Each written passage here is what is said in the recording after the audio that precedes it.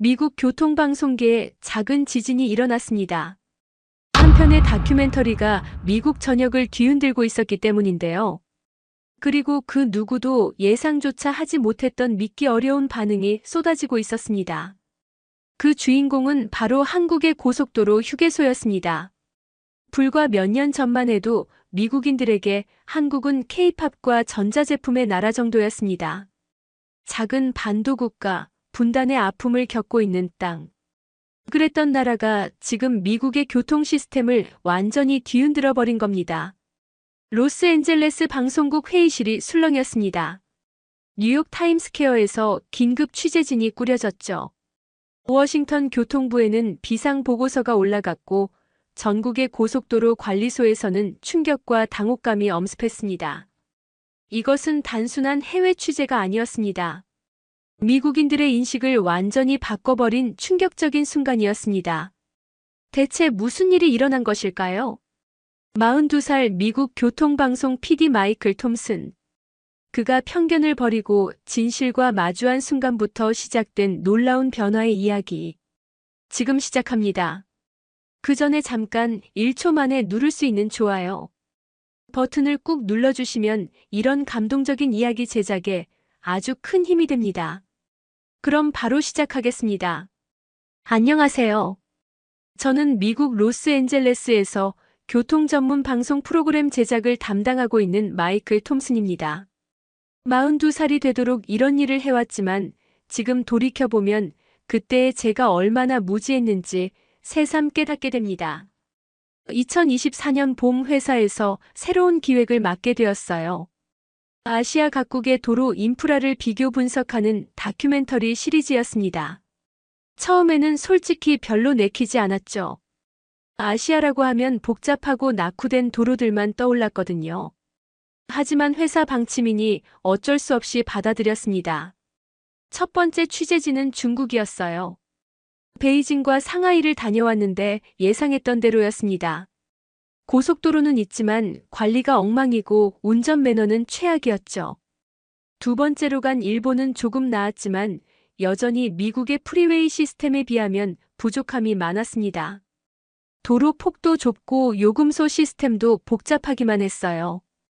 이런 경험들이 쌓이면서 저는 점점 확신을 갖게 되었습니다. 아시아의 도로들은 모두 비슷할 거라고 말이죠. 특히 한국 같은 작은 나라는 더욱 그럴 것이라고 생각했어요. 솔직히 한국에 대해서는 아는 것도 별로 없었습니다. 북한과 분단되어 있다는 것, 삼성이나 LG 같은 전자회사들이 있다는 정도였죠. 집에서도 이런 제 생각은 변하지 않았습니다. 특히 제 딸 에밀리가 K-팝에 빠져 있는 모습을 보면서 더욱 그렇게 느꼈어요. 16살인 에밀리는 방탄소년단이니 블랙핑크니 하는 그룹들의 노래를 하루 종일 들었습니다. 한국어도 조금씩 배우고 있다고 하더군요. 어느 날 저녁 식사를 하면서 에밀리가 말했어요. 아빠, 한국 정말 멋진 나라래요. K-팝 가수들이 말하는 걸 보니까 도시도 정말 깨끗하고 현대적이라고 하던데요. 그때 저는 웃으면서 대답했습니다. 에밀리야, 그건 그냥 홍보용이야. 실제로는 별거 아닐 거야. 아시아는 다 비슷해. 지금 생각해보면 정말 부끄러운 말이었어요. 하지만 그때의 저는 진심으로 그렇게 생각했습니다. 미국에서 자란 저에게는 미국의 도로 시스템이 세계 최고라고 여겨졌거든요. 특히 제가 살고 있는 캘리포니아의 프리웨이들을 보면서 이보다 좋은 도로가 어디 있겠나 싶었죠. 회사에서도 마찬가지였습니다. 동료들과 한국 취재 계획을 세우면서도 저는 계속 회의적이었어요. 이번에도 실망스러울 거야. 그냥 형식적으로 취재하고 오자. 이런 마음가짐이었습니다. 상사인 데이비드 존슨 국장도 비슷한 생각이었죠. 그는 한국 편에서는 너무 많은 기대를 하지 말라고 조언했습니다. 취재팀 구성을 할 때도 별로 신경 쓰지 않았어요. 카메라맨 둘과 음향 담당자 1명, 그리고 통역사 1명이면 충분하다고 생각했습니다. 통역사로는 제시카 리라는 한국계 미국인이 배정되었는데 처음에는 그녀에 대해서도 별 관심이 없었어요. 그냥 일을 도와줄 동료 정도로만 생각했죠. 제시카는 35살로 저보다 7살 어렸습니다. 한국에서 태어나 어릴 때 미국으로 온 교포 2세였어요. 한국어와 영어를 모두 완벽하게 구사했고 한국 문화에 대해서도 해박한 지식을 가지고 있었습니다. 하지만 그때의 저는 그런 것들이 별로 중요하다고 생각하지 않았어요. 출발 전 마지막 회의에서 제시카가 말했습니다. 마이클, 한국에 대해서 좀 더 열린 마음으로 접근해 보시는 게 어떨까요? 한국의 도로 시스템은 정말 놀라운 발전을 이뤘거든요. 하지만 저는 그냥 웃어넘겼습니다. 제시카, 당신이 한국 출신이니까 그렇게 말하는 거죠. 객관적으로 봐야 해요. 지금 돌이켜보면 제시카의 말이 맞았습니다. 하지만 그때의 저는 너무나 확고한 편견에 사로잡혀 있었어요. 미국이 최고고 다른 나라들은 모두 부족하다는 생각이 머릿속에 깊이 박혀 있었던 거죠. 한국행 비행기표를 예약하면서도 마음은 무거웠습니다. 또 실망스러운 취재가 될 텐데 시간 낭비가 아닐까 하는 생각이 들었어요. 집에서 짐을 싸면서 에밀리가 부러워하는 모습을 봤지만 저는 여전히 시큰둥했습니다. 에밀리야, 별로 볼 게 없을 거야. 그냥 일하고 빨리 돌아올게. 비행기에 오르는 순간까지도 저는 한국에 대한 기대가 전혀 없었습니다. 오히려 빨리 취재를 끝내고 돌아가고 싶다는 생각뿐이었어요. 13시간의 긴 비행 시간 동안 저는 중국과 일본에서 찍은 영상들을 다시 보면서 한국도 비슷할 거라고 혼자 중얼거렸습니다. 그때 저는 정말 몰랐어요. 곧 제 인생을 완전히 바꿔놓을 경험이 기다리고 있다는 것을 말입니다. 인천국제공항에 도착한 건 현지 시간으로 오후 2시쯤이었습니다. 비행기에서 내리자마자 느낀 건 공항의 규모와 깔끔함이었어요. 물론 이 정도는 예상했습니다. 국제공항이니까 그럴만하다고 생각했죠. 하지만 입국 수속을 마치고 공항을 나서는 순간부터 뭔가 달랐습니다. 제시카가 미리 준비해둔 렌터카로 안내해 주었어요. 차량은 현대자동차의 중형 세단이었는데 생각보다 깔끔하고 성능도 나쁘지 않았습니다. 그래도 여전히 제 마음속에는 회의적인 시선이 가득했죠.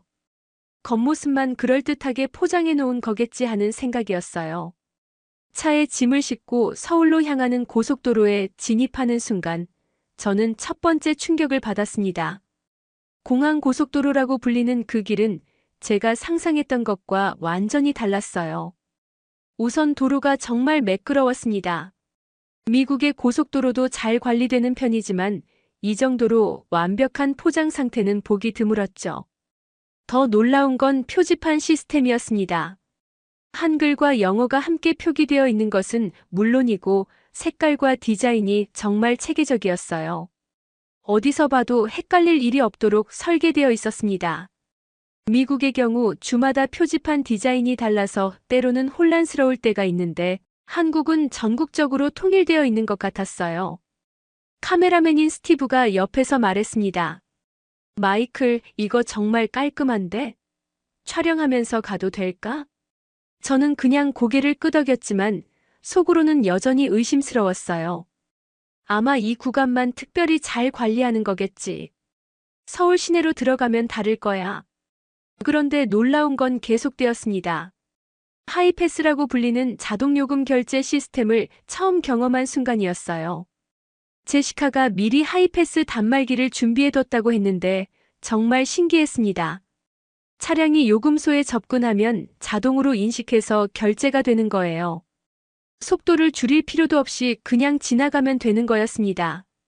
미국에서도 비슷한 시스템이 있긴 하지만 이렇게 완벽하게 작동하는 걸 본 적은 없었어요. 특히 인식 속도가 정말 빨랐습니다. 차량이 센서를 지나가는 순간 바로 삐 소리가 나면서 결제가 완료되었죠. 저는 무의식적으로 감탄사를 내뱉었습니다. 제시카가 운전석에서 미소를 지으며 말했어요. 어때요?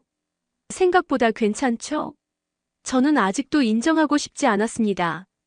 뭐 이 정도는 괜찮네요. 하지만 겉모습만 그럴듯한 거겠죠. 실제로 사용해보면 문제가 있을 거예요. 하지만 마음 한편으로는 동요가 일기 시작했어요. 분명히 제가 예상했던 것과는 다른 모습이었거든요. 중국에서 경험했던 혼잡하고 체계적이지 못한 도로와는 차원이 달랐습니다. 일본의 복잡한 요금소 시스템과도 비교가 안 되었죠. 서울 시내로 들어가는 길에서도 놀람은 계속되었습니다. 도로 위 차선 표시가 정말 선명했어요. 야간에도 잘 보이도록 반사 재료를 사용한 것 같았습니다. 그리고 무엇보다 놀라웠던 건 운전자들의 매너였어요. 물론 완벽하지는 않았지만 적어도 제가 예상했던 아시아 특유의 무질서함은 없었습니다. 신호등 시스템도 인상적이었어요. 좌회전 신호가 따로 있고 보행자 신호도 정말 체계적으로 되어 있었습니다. 미국에서도 이런 시스템을 도입한 곳이 있긴 하지만 이렇게 전국적으로 표준화된 건 처음 봤어요. 호텔에 도착해서 짐을 푸는 동안에도 머릿속은 복잡했습니다. 분명히 제가 예상했던 것과는 다른 모습이었거든요. 하지만 여전히 인정하고 싶지 않았어요. 아마 서울 같은 대도시니까 이런 거겠지. 지방으로 가면 다를 거야. 그날 저녁 호텔 레스토랑에서 제작진과 함께 저녁을 먹으면서 이야기를 나누었습니다.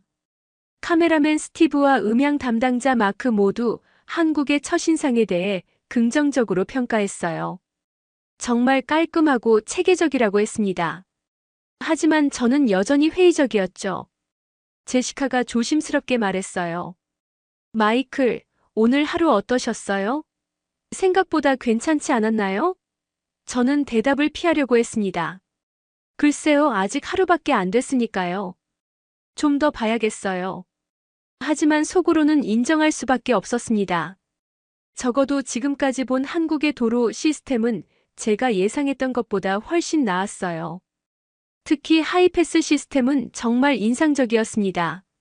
미국으로 돌아가서 회사에 이런 시스템 도입을 제안해볼까 하는 생각도 들었죠. 밤에 호텔방에서 미국에 있는 딸 에밀리와 영상통화를 했습니다. 아빠, 한국 어때? K-팝 가수들 만났어?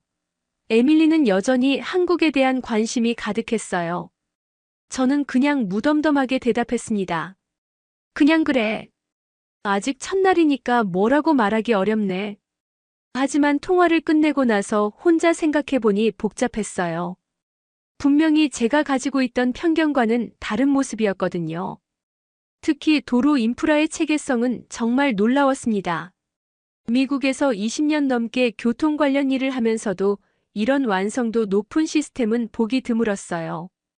그날 밤 잠들기 전에 내일 일정을 확인했습니다. 경부 고속도로를 타고 부산까지 가면서 중간에 여러 휴게소들을 둘러보기로 되어 있었어요. 제시카가 한국의 고속도로 휴게소는 정말 특별하다고 했는데 저는 여전히 반신반의했습니다. 휴게소가 얼마나 대단할 수 있겠어요? 하지만 마음 한편으로는 기대감도 생기기 시작했어요. 오늘 하루 경험한 것만으로도 충분히 놀라웠는데 내일은 또 어떤 모습을 보게 될까 하는 호기심이 들었습니다. 물론 여전히 회의적인 마음이 더 컸지만요. 잠들기 전 마지막으로 든 생각은 이것이었습니다. 혹시 제가 한국에 대해 너무 성급하게 판단했던 건 아닐까? 하지만 곧 그런 생각을 떨쳐버렸어요. 하루 이틀 보고 판단할 수는 없어. 좀 더 봐야겠어. 다음 날 아침 일찍 서울을 출발해서 경부 고속도로로 향했습니다. 제시카가 운전을 맡았고 저는 조수석에 앉아서 풍경을 바라보며 촬영 계획을 점검했어요. 솔직히 말하면 아직도 마음 한편으로는 어제의 경험이 단순히 운이 좋았던 것일 수도 있다는 생각이 들었습니다. 고속도로에 진입하자마자 또다시 놀랐어요. 경부 고속도로는 한국에서 가장 오래된 고속도로라고 제시카가 설명해줬는데 오래된 도로라고는 믿기지 않을 정도로 잘 관리되어 있었습니다. 도로 표면이 정말 매끄러웠고 차선도 선명했어요. 미국의 오래된 인터스테이트들과는 비교가 안 되었죠. 차를 몰고 가면서 주변 풍경을 보니 정말 신기했습니다. 산과 들이 조화롭게 어우러져 있고 터널 기술도 상당히 발달해 있는 것 같았어요. 특히 터널 안의 조명 시스템이 인상적이었습니다. 밝기가 적절하게 조절되어 있어서 운전하는데 전혀 불편함이 없었거든요. 1시간 정도 달린 후 제시카가 말했어요. 이제 첫 번째 휴게소에 들어가 볼까요? 저는 별 기대 없이 고개를 끄덕였습니다. 휴게소야 어디나 비슷하겠지. 주유소에 간단한 상점과 화장실 정도 있는 거 아닌가? 그런데 휴게소 입구에 들어서는 순간 저는 정말 깜짝 놀랐습니다. 우선 규모부터가 상상을 초월했어요. 미국의 일반적인 휴게소보다 훨씬 컸습니다. 아니, 솔직히 말하면 웬만한 쇼핑몰 수준이었어요. 주차장도 엄청나게 넓었고 차량들이 질서정연하게 주차되어 있었습니다. 건물 안으로 들어가니 더욱 놀라웠어요. 천장이 정말 높고 개방감이 넘쳤습니다. 자연 채광을 최대한 활용한 설계로 보였고 내부 인테리어도 모던하면서 깔끔했어요. 이게 정말 고속도로 휴게소가 맞나 싶을 정도였습니다. 음식 코너를 둘러보니 정말 다양한 선택지가 있었어요. 한식은 물론이고 중식, 일식, 양식까지 골고루 갖춰져 있었습니다. 패스트푸드점도 여러 개 있었고 지역 특산품을 파는 코너도 따로 마련되어 있었어요. 미국의 휴게소에서는 상상도 할 수 없는 다양성이었죠. 특히 놀라웠던 건 푸드코트의 규모였습니다. 좌석이 수백 개는 되어 보였고 각 테이블마다 콘센트가 설치되어 있어서 휴대폰이나 노트북을 충전할 수 있었어요. 무료 와이파이도 제공되고 있었습니다. 이런 시설을 휴게소에서 볼 줄은 정말 몰랐어요. 화장실을 이용해 보니 더욱 놀라웠습니다. 정말 깨끗했어요. 미국의 고속도로 휴게소 화장실들과는 차원이 달랐습니다. 변기는 물론이고 세면대, 거울까지 모든 게 반짝반짝 빛이 났어요. 화장지와 비누도 충분히 비치되어 있었고 심지어 핸드드라이어까지 최신형이었습니다. 카메라맨 스티브가 저에게 다가와서 말했어요. 마이클, 이거 정말 대박인데? 이런 휴게소는 처음 봐. 촬영해도 될까? 저는 이미 충격에 빠져서 멍하니 고개만 끄덕였습니다. 정말 예상하지 못했던 수준이었거든요. 제시카가 옆에서 미소를 지으며 말했어요. 어때요? 생각하셨던 것과 다르죠? 저는 솔직하게 인정할 수밖에 없었습니다. 정말 놀랍네요. 이런 휴게소는 처음 봐요. 미국에도 이런 곳이 있으면 좋겠어요. 선물 코너를 둘러보니 정말 다양한 상품들이 있었어요. 지역 특산품부터 시작해서 한국 전통 과자, 기념품까지 없는 게 없었습니다. 가격도 생각보다 합리적이었어요. 미국의 휴게소에서는 보통 바가지를 씌우는 경우가 많은데 여기는 그런 느낌이 전혀 없었습니다. 점심을 먹기 위해 한식당에 들어갔는데 메뉴의 다양성에 또 한 번 놀랐어요. 불고기, 비빔밥, 냉면, 찌개류 등 정말 많은 선택지가 있었습니다. 저는 불고기 정식을 주문했는데 맛도 정말 좋았어요. 휴게소 음식이라고는 믿기지 않을 정도의 퀄리티였습니다. 식사를 하면서 주변을 둘러보니 정말 많은 사람들이 이용하고 있었어요.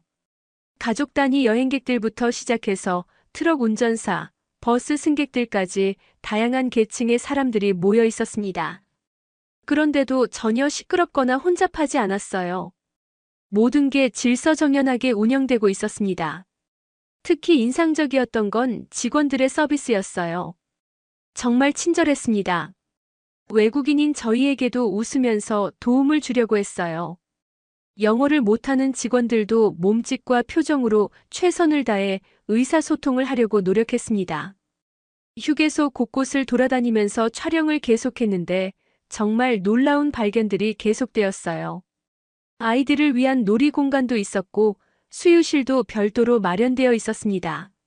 심지어 반려동물을 위한 공간까지 있었어요. 이런 세심한 배려는 미국에서도 쉽게 볼 수 없는 것들이었습니다. 편의점을 둘러보니 정말 없는 게 없었어요. 생필용품부터 시작해서 의약품, 자동차 용품까지 모든 게 갖춰져 있었습니다. 심지어 간단한 옷가지까지 팔고 있었어요. 정말 작은 도시 하나가 통째로 들어와 있는 느낌이었습니다. 제시카가 설명해 주기를 한국의 고속도로 휴게소들은 단순히 쉬어가는 곳이 아니라 하나의 문화공간 역할을 한다고 했어요. 가족들이 여행을 떠날 때 휴게소에서 시간을 보내는 것 자체가 여행의 일부라고 했습니다. 정말 신선한 개념이었어요. 휴게소를 나서면서 저는 처음으로 제 편견에 대해 진지하게 생각해 보기 시작했습니다. 분명히 제가 예상했던 것과는 완전히 다른 모습이었거든요. 이 정도 수준의 휴게소라면 미국 사람들도 충분히 놀랄 만했어요.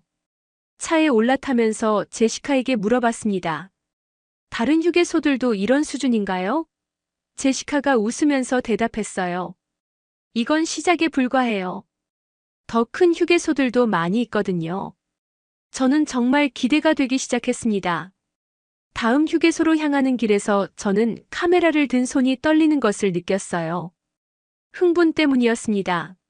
이런 시설들을 미국 시청자들에게 소개한다면 정말 놀랄 거라는 생각이 들었거든요. 어쩌면 이번 취재가 제가 예상했던 것보다 훨씬 의미 있는 일이 될지도 모른다는 생각이 들었습니다. 그때까지만 해도 저는 이것이 제 인생을 바꿔놓을 경험의 시작에 불과하다는 걸 몰랐어요. 부산까지 가는 동안 몇 개의 휴게소를 더 들렀는데 모두 비슷한 수준의 놀라운 시설들이었습니다. 하지만 단순히 시설만 좋은 게 아니라는 걸 깨달은 건 한국도로공사를 취재하게 되면서부터였어요. 제시카가 미리 약속을 잡아놨다고 했는데 처음에는 별로 기대하지 않았습니다. 그냥 형식적인 인터뷰 정도로 생각했거든요. 한국도로공사 본사는 김천이라는 도시에 있었습니다. 서울에서 꽤 멀었지만 가볼 만한 가치가 있다고 제시카가 강력히 추천했어요. 도착해보니 정말 현대적인 건물이었습니다. 하지만 더 놀라운 건 그 안에서 만난 사람들이었어요. 담당자로 나온 분은 박수진 과장이라는 분이었습니다. 영어를 정말 유창하게 구사했고 한국의 고속도로 시스템에 대해 해박한 지식을 가지고 있었어요. 처음에는 그냥 홍보성 멘트들만 늘어놓을 거라고 생각했는데 전혀 그렇지 않았습니다. 박 과장이 가장 먼저 보여준 건 휴게소 발전 과정에 관한 자료였어요. 놀랍게도 한국의 휴게소들이 처음부터 지금 같은 모습은 아니었다고 했습니다. 2000년대 초반만 해도 정말 기본적인 시설들만 있었대요. 하지만 지속적인 개선 노력을 통해 지금의 모습을 갖추게 되었다고 했습니다. 가장 충격적이었던 건 휴게소 개선의 배경을 들었을 때였어요. 박 과장의 설명에 따르면 한국에서는 고속도로에서 발생하는 졸음운전 사고가 심각한 사회 문제였다고 했습니다. 특히 장거리 운전을 하는 화물차 운전사들의 사고율이 높았대요. 그래서 한국도로공사에서는 단순히 휴식 공간을 제공하는 것을 넘어서 운전자들이 충분히 쉬고 갈 수 있는 환경을 만들기로 결심했다고 했어요. 그게 바로 지금과 같은 대규모 휴게소들이 탄생하게 된 배경이었습니다. 박 과장이 보여준 통계 자료는 정말 놀라웠어요. 휴게소 개선 사업을 시작한 후로 고속도로 사고율이 현저히 감소했다고 했습니다. 특히 졸음운전으로 인한 사고는 거의 절반 이상 줄어들었대요. 단순히 편의를 위한 시설이 아니라 생명을 구하는 시설이었던 거죠. 더욱 놀라운 건 휴게소 배치의 과학성이었습니다. 평균적으로 30km마다 휴게소가 배치되어 있다고 했는데 이것도 철저한 연구를 바탕으로 한 거라고 했어요. 운전자들이 졸음을 느끼기 시작하는 시점, 집중력이 떨어지는 거리 등을 모두 계산해서 결정한 거였습니다. 미국에서는 상상도 못할 세심함이었어요. 미국의 인터스테이트에서는 휴게소 간격이 불규칙하고 때로는 100km 이상 떨어져 있는 경우도 많거든요. 운전자들이 정말 힘들어하는 구간들이 많았는데 한국은 그런 문제를 미리 예방한 거였습니다. 박 과장이 또 다른 자료를 보여줬는데 휴게소 내부 시설 설계에도 정말 많은 연구가 들어갔다고 했어요. 예를 들어 푸드코트의 좌석 배치, 화장실의 위치, 심지어 조명의 밝기까지도 모두 과학적 근거를 바탕으로 결정되었다고 했습니다. 특히 인상적이었던 건 화장실 설계에 관한 이야기였어요. 한국의 휴게소 화장실들이 그렇게 깨끗한 이유가 단순히 청소를 잘해서가 아니라 처음부터 청소하기 쉽도록 설계되었기 때문이라고 했습니다. 타일의 종류, 배수 시스템, 환기 설비까지 모든 게 계산된 거였어요. 이런 이야기들을 들으면서 저는 정말 감동받았습니다. 미국에서 20년 넘게 교통 관련 일을 해왔지만 이런 수준의 세심함과 과학적 접근은 본 적이 없었어요. 정말 운전자들의 안전과 편의를 최우선으로 생각한 설계였습니다. 박 과장이 마지막으로 보여준 건 미래 계획이었어요. 한국도로공사에서는 계속해서 휴게소 시설을 개선해 나갈 예정이라고 했습니다. 전기차 충전소 확대, 스마트 기술 도입, 친환경 시설 확충 등 정말 미래지향적인 계획들이었어요. 인터뷰를 마치고 나서 저는 정말 많은 생각이 들었습니다. 단순히 좋은 시설을 만드는 것과 진정으로 사람들을 위한 시설을 만드는 것 사이에는 엄청난 차이가 있다는 걸 깨달았어요. 한국의 휴게소들은 분명히 후자에 해당했습니다. 그날 저녁 호텔에서 미국에 있는 딸 에밀리와 영상통화를 했습니다. 평소와는 달리 제가 먼저 한국 이야기를 꺼냈어요. 에밀리야, 한국 정말 놀라운 나라야. 고속도로 휴게소가 이렇게 대단할 줄 몰랐어. 에밀리가 깜짝 놀라면서 대답했어요. 아빠, 정말요? 어제는 별로라고 하지 않았어요? 저는 웃으면서 말했습니다. 아빠가 틀렸나 봐. 한국은 정말 대단한 나라야. 케이팝만 유명한 게 아니라 이런 것들도 정말 훌륭해. 에밀리가 정말 기뻐하면서 말했어요. 그럼 이제 제가 한국어 공부하는 걸 응원해 주실 거죠? 저는 주저없이 대답했습니다. 물론이지. 아빠도 한국어 좀 배워볼까 생각 중이야. 통화를 끝내고 나서 저는 혼자 생각에 잠겼어요. 불과 사흘 전만 해도 한국에 대해 별 기대가 없었는데 지금은 완전히 달라진 제 모습이 신기했습니다. 특히 오늘 한국도로공사에서 들은 이야기들은 정말 인상적이었어요. 제시카가 옆에서 말했어요. 어때요? 생각이 좀 바뀌셨나요? 저는 솔직하게 인정했습니다. 완전히 바뀌었어요. 이런 수준의 시스템과 철학은 정말 존경스러워요. 미국도 배워야 할 게 많은 것 같아요. 그날 밤 잠들기 전에 저는 지금까지 촬영한 영상들을 다시 봤어요. 정말 많은 내용들이 있었습니다. 단순히 시설이 좋다는 것을 넘어서 그 뒤에 숨겨진 철학과 노력들을 담을 수 있을 것 같았어요. 특히 졸음운전 사고를 줄이기 위한 노력들은 정말 감동적이었습니다.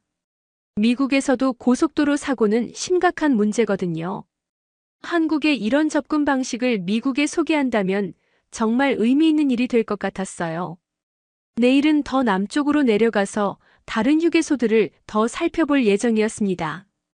그리고 부산에 도착해서는 한국의 고속도로 전체 시스템에 대한 종합적인 평가를 해볼 계획이었어요. 정말 기대되기 시작했습니다.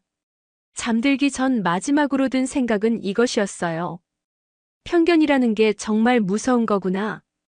만약 제가 열린 마음으로 처음부터 접근했다면 더 많은 걸 배울 수 있었을 텐데. 앞으로는 더 겸손한 마음으로 세상을 바라봐야겠다는 다짐을 했습니다. 부산에 도착한 다음 날, 저는 정말 중요한 결정의 순간을 맞게 되었습니다. 지금까지의 취재 내용을 정리하면서 이 프로그램을 어떤 방향으로 만들어야 할지 고민이 깊어졌거든요. 솔직히 말해서 제가 지금까지 경험한 한국의 모습은 제 예상을 완전히 뒤엎는 것이었습니다. 미국 본사에서 상사인 데이비드 존슨 국장과 화상회의를 하게 되었어요. 시차 때문에 새벽 6시에 진행된 회의였는데 데이비드는 평소와 다름없이 직설적이었습니다. 마이클, 한국 취재는 어떻게 진행되고 있나? 시청자들이 흥미로워할 만한 내용들이 나오고 있어. 저는 지금까지의 경험을 최대한 객관적으로 설명했습니다. 한국의 고속도로 시스템이 예상보다 훨씬 발달되어 있고 특히 휴게소 시설들은 정말 놀라운 수준이라고 말했어요. 미국 시청자들에게도 충분히 인상적일 거라고 덧붙였습니다. 그런데 데이비드의 반응은 제가 예상했던 것과 달랐어요. 마이클, 너무 극찬 일변도로 가면 안 돼. 시청자들은 균형 잡힌 시각을 원해. 한국의 부족한 점들도 찾아서 보여줘야 해. 그래야 신뢰성이 있어. 저는 당황했습니다. 부족한 점이라고 해도 지금까지 본 것 중에는 딱히 그런 게 없었거든요. 물론 완벽한 건 아니겠지만 적어도 제가 경험한 범위에서는 정말 인상적이었어요. 데이비드, 하지만 실제로 정말 좋은데요. 거짓말을 할 수는 없잖아요. 데이비드가 목소리를 높였어요. 거짓말을 하라는 게 아니야. 하지만 너무 일방적으로 좋다고만 하면 시청자들이 신뢰하지 않아. 적당히 균형을 맞춰야 해. 그게 우리 방송의 정체성이야. 그 순간 저는 정말 복잡한 감정을 느꼈습니다. 한편으로는 회사의 방침을 따라야 한다는 생각이 들었고, 다른 한편으로는 제가 직접 경험한 진실을 왜곡해야 한다는 게 불편했어요. 특히 지난 며칠 동안 한국에서 받은 감동을 생각하면 더욱 그랬습니다.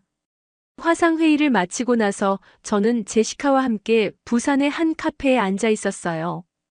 제시카가 제 표정을 보더니 무슨 일인지 물어봤습니다. 저는 솔직하게 상황을 설명했어요. 회사에서는 너무 긍정적으로만 다루지 말라고 하는데 정말 좋은 걸 어떻게 나쁘게 말할 수 있겠어요? 제시카가 조용히 말했어요. 마이클, 그게 바로 편견이에요. 처음부터 아시아는 별로일 거라고 생각하고 온 거잖아요. 이제 와서 좋다고 하면 일관성이 없어 보인다고 생각하는 거죠. 하지만 진실은 진실이에요. 그 말이 정말 가슴에 와닿았습니다. 제시카의 말이 맞았어요.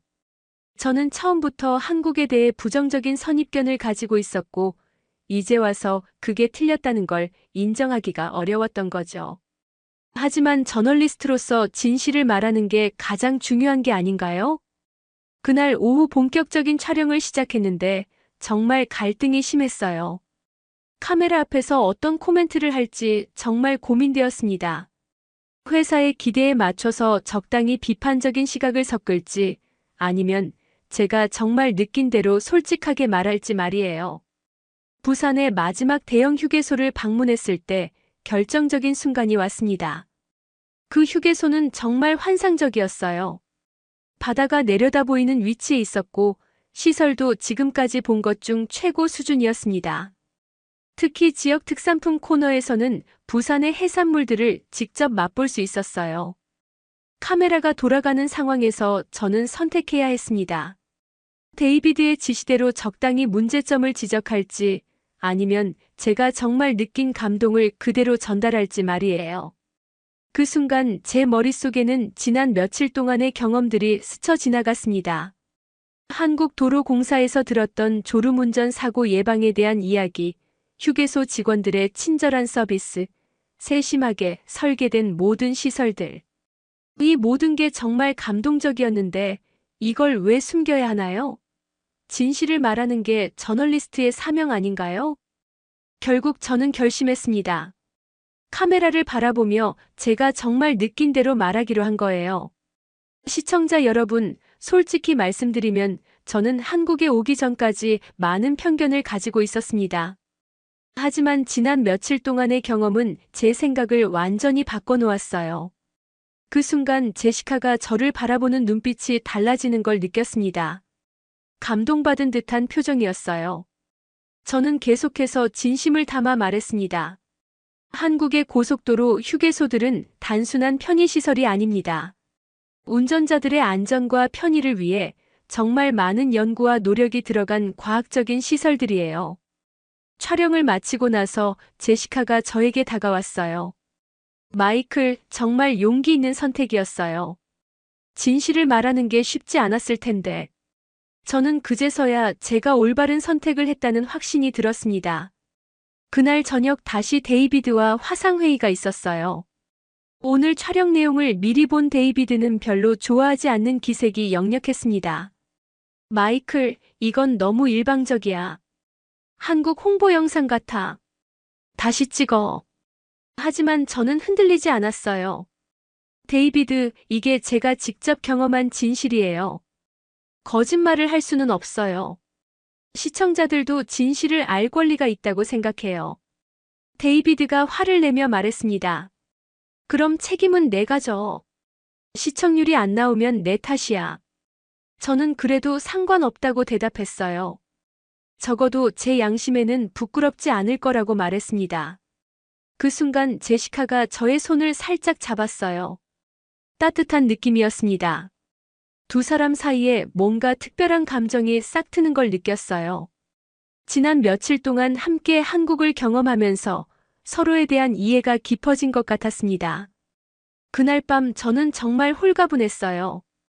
비록 회사와의 관계가 어려워질 수도 있지만 적어도 제 신념에 따라 행동했다는 자부심이 있었습니다. 무엇보다 한국에서 경험한 감동을 그대로 전달할 수 있다는 기대감이 컸어요. 제시카와 함께 부산 해변을 걸으면서 이야기를 나누었습니다. 두 사람 모두 앞으로 어떤 일이 일어날지 궁금했지만 지금 이 순간이 정말 소중하다는 걸 느꼈어요. 진실을 말할 용기를 낸 순간이었고 그것이 새로운 시작이 될 거라는 예감이 들었습니다. 미국으로 돌아온 지 일주일 후 한국 고속도로 다큐멘터리가 방송되었습니다. 솔직히 말해서 저는 별로 기대하지 않았어요. 데이비드 국장과의 갈등 때문에 회사 분위기도 좋지 않았고 시청률도 그리 높지 않을 거라고 예상했거든요. 하지만 결과는 정말 예상을 뛰어넘는 것이었습니다. 방송이 나간 그날 밤부터 반응이 폭발적이었어요. 회사 홈페이지와 소셜미디어에 댓글이 쏟아지기 시작했습니다. 처음에는 그냥 일반적인 반응들인 줄 알았는데 내용을 자세히 보니 정말 놀라웠어요. 대부분이 한국의 휴게소 시스템에 대한 찬사였습니다. 가장 인상적이었던 댓글 중 하나는 이런 거였어요. 정말 놀랍다. 미국도 이런 휴게소가 있으면 좋겠다. 우리 아이들과 함께 가족 여행할 때 이런 곳이 있다면 얼마나 좋을까? 이런 식의 댓글들이 수백 개씩 달리기 시작했습니다. 더 놀라운 건 시청률이었어요. 첫 방송의 시청률이 평소보다 30%나 높았습니다. 재방송 시청률도 계속 올라갔고 온라인 조회수는 순식간에 100만 회를 넘어섰어요. 데이비드 국장도 처음에는 믿지 못하겠다는 표정이었습니다. 특히 흥미로웠던 건 시청자들의 요구사항이었어요. 한국 고속도로 체험 투어를 만들어달라, 한국 휴게소 가이드북을 출간해달라, 후속편을 제작해달라 이런 댓글들이 계속 올라왔습니다. 저는 정말 당황스러웠어요. 이런 반응은 전혀 예상하지 못했거든요. 회사에서도 분위기가 완전히 바뀌었습니다. 데이비드 국장이 제 사무실로 찾아와서 말했어요. 마이클, 정말 대단한 성과야. 이런 반응은 처음이야. 내가 옳았어. 그때 저는 정말 복잡한 기분이었습니다. 기쁘기도 했지만 한편으로는 씁쓸하기도 했어요. 더욱 놀라운 일은 미국 내 한국관광청에서 연락이 온 것이었습니다. 저희 프로그램 덕분에 한국 여행 문의가 급증했다면서 감사 인사를 전해왔어요. 특히 고속도로를 이용한 한국 여행 상품에 대한 관심이 폭발적으로 늘어났다고 했습니다. 하지만 가장 큰 반전은 집에서 일어났어요. 그날 저녁 집에 돌아가니 딸 에밀리가 저를 반겨주면서 말했습니다. 아빠 정말 자랑스러워요. 친구들이 모두 아빠 프로그램 봤대요. 한국 정말 멋지죠? 그런데 에밀리가 더 놀라운 말을 했어요. 아빠, 저 한국어 공부 정말 열심히 하고 있어요. 그리고 결정한 게 있어요. 나중에 한국에 유학 가고 싶어요. 저는 정말 깜짝 놀랐습니다. 불과 몇 달 전만 해도 K-팝에 빠진 것 정도로만 생각했는데 이렇게까지 진지하게 생각하고 있을 줄은 몰랐거든요. 에밀리가 자신의 방에서 한국어 교재들을 가져왔는데 정말 놀라웠어요. 기초 문법책부터 시작해서 회화 교재, 심지어 한국 역사책까지 있었습니다. 언제부터 이렇게 열심히 공부하고 있었는지 전혀 몰랐어요. 아빠, 한국어로 안녕하세요는 안녕하세요라고 해요. 감사합니다는 감사합니다고요. 에밀리가 발음이 조금 어색하긴 했지만 정말 열심히 말하는 모습을 보니 감동이었습니다. 제가 한국에서 느꼈던 그 감동을 딸도 느끼고 있는 것 같았어요. 더욱 놀라운 건 에밀리의 계획이었습니다. 고등학교를 졸업하고 나서 한국의 대학교에 진학하고 싶다고 했어요. 특히 한국어와 한국 문화를 전공하고 싶다고 했습니다. 아빠 프로그램을 보니까 한국이 정말 발전된 나라라는 걸 알겠어요. 저도 그런 나라에서 공부하고 싶어요. 저는 정말 감동받았습니다. 제가 한국에서 경험했던 그 놀라움과 감동이 딸에게도 전해진 것 같았어요. 무엇보다 제가 진실을 말하기로 결심했던 그 순간이 이렇게 의미 있는 결과로 이어진다는 게 신기했습니다. 그날 밤 제시카에게 전화를 걸었어요. 한국에서 돌아온 후로 자주 연락을 주고받고 있었는데 점점 특별한 감정이 생기는 걸 느끼고 있었습니다. 제시카, 정말 놀라운 일들이 일어나고 있어요. 시청자 반응도 대박이고 우리 딸도 한국 유학을 가고 싶어 해요. 제시카가 웃으면서 대답했어요. 정말 다행이에요. 진실을 말하길 잘했죠? 그런데 제시카의 목소리에서 뭔가 특별한 감정이 느껴졌습니다. 저도 모르게 마음이 두근거리기 시작했어요. 마이클, 사실 저도 고백할 게 있어요. 한국에서 함께 보낸 시간들이 정말 특별했어요. 당신이 진실을 말할 용기를 보여줬을 때 정말 감동받았거든요. 그 순간 저는 가슴이 뛰는 걸 느꼈습니다. 저도 같은 마음이에요, 제시카. 당신 덕분에 한국을 제대로 알 수 있었어요. 그리고 당신과 함께한 시간들이 정말 소중했어요. 두 사람 사이에 특별한 감정이 있다는 걸 서로 확인하는 순간이었습니다. 다음 날 회사에서 더 놀라운 소식을 들었어요. 한국 관련 후속 프로그램 제작 제안이 여러 곳에서 들어왔다는 거였습니다. 특히 한국의 다른 인프라들, 예를 들어 지하철 시스템이나 공항 시설 등을 다루는 프로그램에 대한 요청이 많았어요. 데이비드 국장이 저에게 말했습니다. 마이클, 내가 한국 전문가가 된 것 같아. 앞으로 아시아 관련 프로젝트는 모두 내가 맡아줘. 특히 한국과 관련된 건 내가 최고야. 정말 예상치 못한 일들이 연속으로 일어나고 있었어요. 불과 몇 주 전만 해도 한국에 대해 별 관심이 없었던 제가 이제는 한국 전문가로 인정받고 있다니 정말 신기했습니다. 그날 저녁 에밀리와 함께 저녁을 먹으면서 이야기를 나누었어요. 아빠, 정말 신기해요. 몇 달 전만 해도 아빠는 한국에 별 관심 없으셨잖아요. 그런데 이제는 완전히 달라지셨어요. 저도 정말 신기해, 에밀리야. 사람은 경험을 통해 변할 수 있다는 걸 깨달았어. 편견을 버리고 열린 마음으로 세상을 바라보면 정말 많은 걸 배울 수 있어. 그 순간 저는 정말 행복했습니다. 딸과 저, 그리고 제시카까지 모두 한국이라는 나라를 통해 새로운 경험을 하고 있었거든요. 무엇보다 진실을 말한 결과가 이렇게 아름다운 변화로 이어진다는 게 정말 감동적이었어요. 앞으로 어떤 일들이 더 일어날지 정말 기대되기 시작했습니다. 한국 고속도로 다큐멘터리의 성공 이후 제 인생은 완전히 달라졌습니다. 무엇보다 한국에 대한 관심이 날로 커지고 있었어요. 매일 한국 관련 뉴스를 찾아보고 한국어 공부도 시작했습니다. 딸 에밀리와 함께 온라인 한국어 강의를 듣는 것이 새로운 일상이 되었죠. 회사에서는 한국 고속도로 후속 다큐멘터리 제작 제안이 정식으로 승인되었습니다. 이번에는 단순히 휴게소만이 아니라 한국의 전체 교통 인프라를 다루는 대규모 프로젝트였어요. 지하철, 고속철도 공항 시스템까지 포함하는 정말 야심찬 계획이었습니다. 데이비드 국장이 저를 불러서 말했어요. 마이클, 이번 프로젝트는 정말 중요해. 회사 역사상 가장 큰 규모의 해외 다큐멘터리가 될 거야. 내가 총괄 프로듀서를 맡아줘. 저는 정말 기쁘면서도 부담스러웠습니다. 하지만 한국에서의 경험 덕분에 자신감도 생겨 있었어요. 무엇보다 제시카와의 관계가 더욱 깊어지고 있었습니다. 매일 전화 통화를 했고 주말마다 만나서 함께 시간을 보냈어요.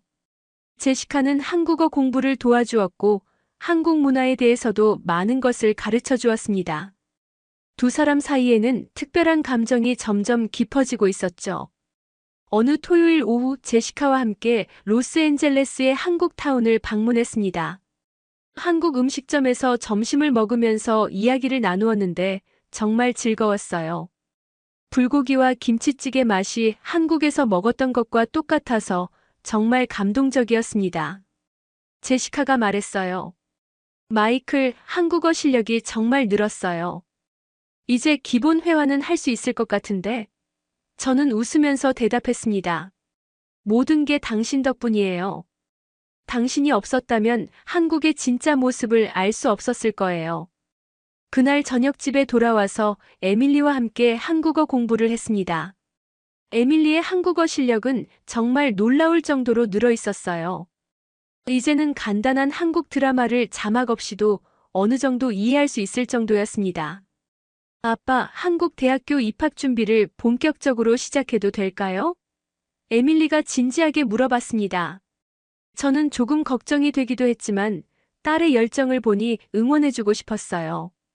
물론이지. 하지만 정말 확실한 거야? 네, 정말 확실해요. 한국에서 공부하면서 아빠처럼 두 나라를 연결하는 일을 하고 싶어요. 에밀리의 꿈이 정말 구체적이었습니다. 저는 정말 자랑스러웠어요. 몇 주 후 회사에서 예상치 못한 일이 일어났습니다. 후속 다큐멘터리 기획안을 검토하던 중에 일부 임원들이 반대 의견을 제시한 거예요. 한국에 너무 편중된 시각이라는 비판이었습니다.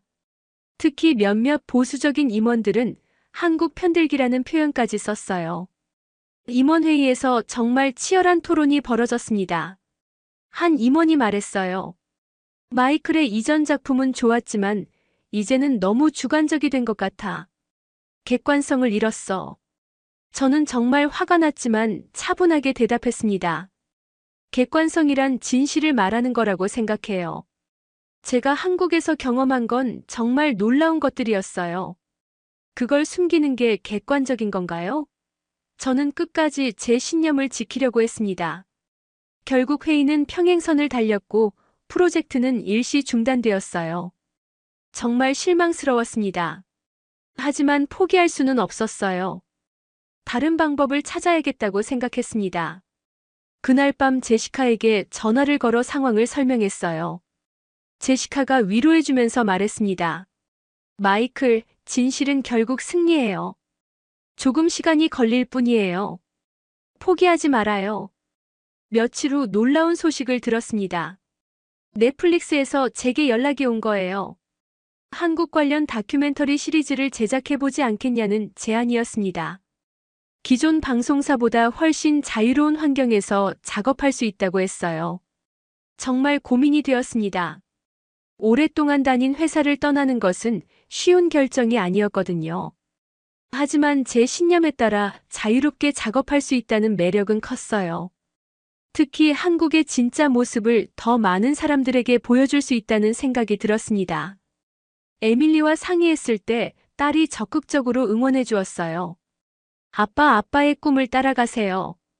저도 제 꿈을 위해 한국에 가려고 하잖아요. 우리 둘 다 새로운 도전을 해봐요. 제시카도 마찬가지였습니다. 마이클, 이번 기회를 놓치면 안 돼요. 당신이 정말 하고 싶은 일을 할 수 있는 기회예요. 저도 함께 할게요.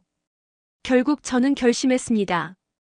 회사에 사직서를 제출하고 넷플릭스의 제안을 받아들이기로 한 거예요. 정말 큰 결단이었지만 후회는 없었습니다.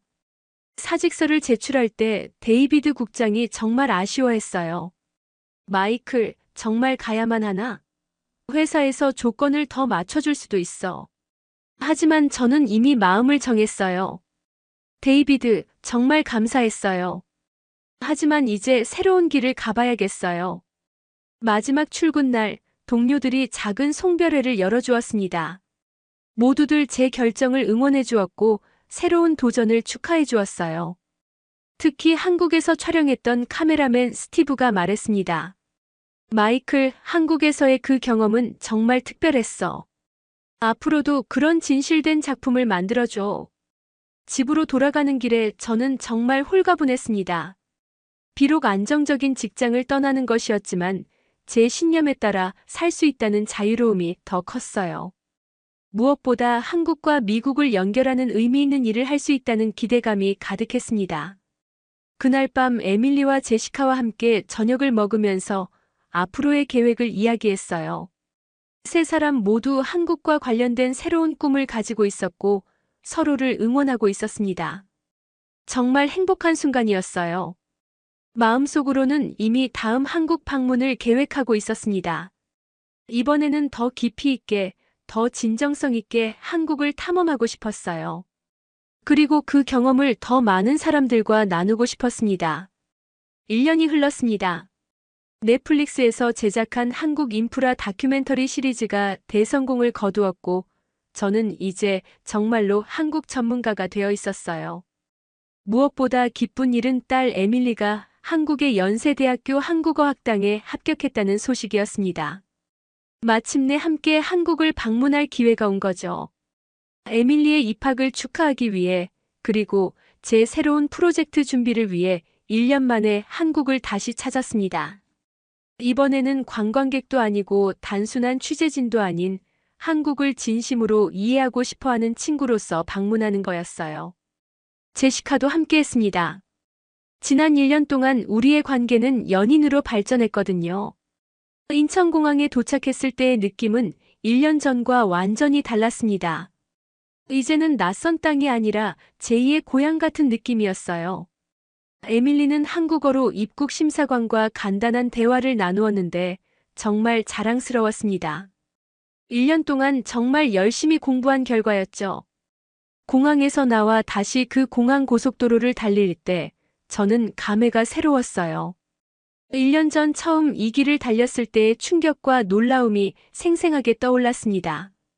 그때는 단순히 시설이 좋다는 것에만 놀랐는데 지금은 그 뒤에 숨겨진 철학과 배려를 이해할 수 있었어요. 에밀리가 창밖을 바라보며 말했습니다. 아빠 정말 깨끗하고 체계적이에요. 드라마에서 본 것보다 훨씬 좋네요. 저는 웃으면서 대답했어요. 에밀리야, 이건 시작에 불과해. 앞으로 더 많은 놀라운 것들을 보게 될 거야. 이번 방문의 특별한 점은 제시카의 가족들을 만나는 것이었습니다. 제시카의 부모님이 서울에 계셨거든요. 처음에는 조금 긴장했지만 두 분 모두 저희를 정말 따뜻하게 맞아주셨어요. 특히 제가 한국에 대해 가지고 있는 애정과 존경심을 알고는 정말 기뻐하셨습니다. 제시카의 어머니가 한국어로 말씀하시는 걸 제시카가 통역해 주었어요. 어머니께서 마이클이 한국을 이렇게 사랑해 주니까 정말 고맙다고 하세요. 한국 사람으로서 자랑스럽다고 하시네요. 저는 정말 감동받았습니다. 그날 저녁 제시카의 가족과 함께 전통 한식당에서 식사를 했는데 정말 특별한 경험이었어요. 에밀리도 젓가락질을 능숙하게 해내면서 한국 음식을 맛있게 먹었습니다. 김치도 이제 전혀 맵지 않다고 하더군요. 다음 날부터는 본격적인 한국 탐험이 시작되었습니다. 이번에는 고속도로뿐만 아니라 서울의 지하철 시스템, 부산의 해운대, 제주도까지 다양한 곳을 둘러볼 계획이었어요. 무엇보다 이번에는 단순한 관광이 아니라 한국 사람들의 일상을 경험해보고 싶었습니다. 서울 지하철을 처음 타본 에밀리는 정말 놀라워했어요. 노선도의 체계성, 역 내부의 깔끔함, 그리고 정시성까지 모든 게 인상적이었습니다. 특히 환승 시스템의 편리함에 대해서는 저도 다시 한번 감탄했어요. 뉴욕의 지하철과는 정말 차원이 달랐습니다. 한국 전통시장인 남대문 시장을 방문했을 때도 특별한 경험이었어요. 현대적인 시설들과는 또 다른 매력이 있었습니다. 상인들의 친절함, 다양한 음식들, 그리고 활기찬 분위기까지 정말 한국다운 모습이었죠. 에밀리는 한국어로 가격을 물어보고 흥정도 해보면서 정말 즐거워했습니다. 부산으로 가는 KTX 고속철도를 탈 때는 또 다른 놀라움이 있었어요. 시속 300km로 달리는 기차 안에서도 정말 안정적이었고 서비스도 훌륭했습니다. 에밀리가 말했어요. 아빠, 미국에도 이런 기차가 있으면 좋겠어요. 부산에서는 1년 전에 갔던 그 휴게소를 다시 방문했습니다. 여전히 그 놀라운 모습 그대로였어요. 하지만 이번에는 단순히 시설에만 놀라는 게 아니라 그곳에서 일하는 사람들과도 대화를 나누었습니다. 모두들 정말 자부심을 가지고 일하고 있었어요. 휴게소 매니저와 인터뷰를 했는데 정말 인상적인 이야기를 들었습니다. 저희는 단순히 음식을 파는 곳이 아니라 여행자들에게 편안한 쉼터를 제공한다고 생각해요. 그래서 항상 최선을 다하고 있습니다. 이런 마음가짐이 바로 한국 서비스의 핵심이라고 느꼈어요. 제주도에서의 경험도 잊을 수 없습니다. 자연의 아름다움과 현대적인 편의시설이 완벽하게 조화를 이루고 있었어요. 특히 제주공항의 효율성과 렌터카 시스템의 편리함은 정말 놀라웠습니다. 에밀리는 제주도의 아름다운 바다를 보면서 정말 행복해했어요. 한 주일간의 여행을 마치고 서울로 돌아와서 저는 정말 중요한 깨달음을 얻었습니다. 1년 전 제가 한국에서 받은 충격과 감동이 단순히 시설이 좋아서만은 아니었다는 걸 확실하게 알게 된 거예요. 그보다는 한국 사람들의 마음가짐, 서로를 배려하는 문화, 그리고 더 나은 것을 만들려는 끊임없는 노력 때문이었습니다. 에밀리의 대학 등록을 마치고 기숙사에 짐을 정리하면서 저는 딸에게 말했어요. 에밀리야, 한국에서 많은 걸 배우렴. 하지만 가장 중요한 건 사람들의 마음을 이해하는 거야. 그게 진짜 공부야. 에밀리가 대답했어요. 네, 아빠. 이미 많이 배우고 있어요. 한국 사람들이 왜 이렇게 친절하고 열심히 사는지 알 것 같아요. 정말 자랑스러운 딸이었습니다. 마지막 날 저녁 제시카와 함께 한강공원을 걸으면서 이야기를 나누었어요. 1년 전 부산 해변에서 걸었던 그때와는 또 다른 감정이었습니다. 이제는 정말 확실한 사랑과 미래에 대한 확신이 있었거든요. 제시카가 말했어요. 마이클, 당신이 변한 모습을 보니까 정말 기뻐요. 처음 만났을 때와는 완전히 다른 사람이 되었어요. 저도 그런 제시카에게 고마웠습니다.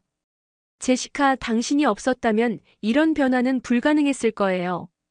공항에서 에밀리와 작별하는 순간은 정말 뭉클했어요. 하지만 슬픈 이별이 아니라 새로운 시작을 응원하는 마음이었습니다. 에밀리가 한국어로 말했어요. 아빠, 감사합니다. 한국에서 열심히 공부할게요. 미국으로 돌아가는 비행기 안에서 저는 지난 1년을 돌이켜보았습니다. 편견에 사로잡혀 있던 제가 이렇게 완전히 변할 수 있다는 게 정말 신기했어요. 무엇보다 진실을 말할 용기를 냈던 그 순간이 이 모든 변화의 시작이었다는 걸 깨달았습니다. 제시카가 옆에서 말했어요. 마이클, 편견이 얼마나 무서운 건지 이제 정말 아시겠죠? 저는 고개를 끄덕이며 대답했습니다. 정말 무서워요. 하지만 더 무서운 건 그 편견을 깨트릴 용기가 없는 거예요. 로스앤젤레스 공항에 도착해서 집으로 가는 길에 저는 새로운 다짐을 했습니다. 앞으로도 계속해서 한국과 미국을 연결하는 일을 하겠다는 다짐이었어요. 그리고 더 많은 사람들이 편견을 버리고 서로를 이해할 수 있도록 돕겠다는 결심이었습니다. 집에 도착해서 에밀리의 빈방을 보니 조금 쓸쓸했지만 한편으로는 정말 자랑스러웠어요. 제 딸이 이제 진정한 글로벌 시민으로 성장하고 있다는 생각이 들었거든요. 그날 밤 새로운 프로젝트 기획안을 작성하면서 저는 정말 행복했습니다. 한국에서의 경험이 단순히 개인적인 변화에서 끝나는 게 아니라 더 많은 사람들에게 긍정적인 영향을 미칠 수 있다는 확신이 들었어요. 편견을 버리고 열린 마음으로 세상을 바라본다면 우리는 얼마나 많은 아름다운 것들을 발견할 수 있을까요? 한국에서의 경험이 바로 그 답을 보여준 것 같습니다. 는 용기를 통해 완전히 변화하는 마이클의 이야기를 그려보았습니다.